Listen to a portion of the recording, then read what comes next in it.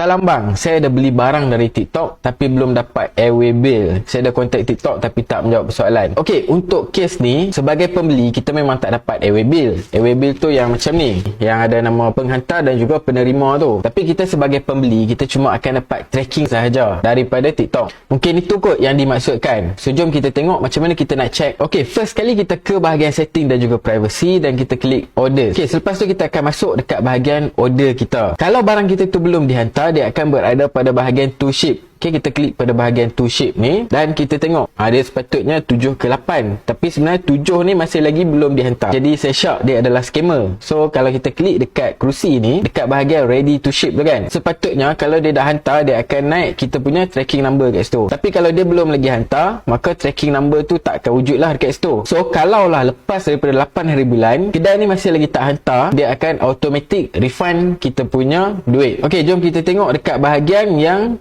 settle dah sampai tu ada. Okey, jom kita tengok produk ni. Okey, kita boleh tengok yang dekat atas daripada alamat kita tu ada your package was delivered. Ni maksudnya dia ada tracking kita lah, ada nombor tracking. So kita boleh tengok daripada mula sampailah dia dah delivered. Untuk order yang dah ship dan juga order yang dah complete lah, baru ada. Untuk order yang belum lagi di ship ni, dia ada dua keadaan lah. Satu, mungkin seller tu dah kehabisan stok, so dia lambat sikit untuk nak hantar. Ataupun satu lagi, mungkin dia scam. Maksudnya kedai dia mungkin dah pun ditutup, ataupun dia memang buat kedai ni suka-suka je. Jadi kalau kita nak tunggu TikTok refund, kita kena tunggu sampai habis tarikh yang TikTok bagi ni. Kalau kata kita nak cancel, dekat bahagian bawah sekali tu dia ada butang cancel. Okey, nampak bawah sekali ni dia ada butang cancel. Kat sini kita boleh terus refund dan dapat duit kita. Ada siapa yang tak tahu cara nak refund? Komen dekat sebelah ni.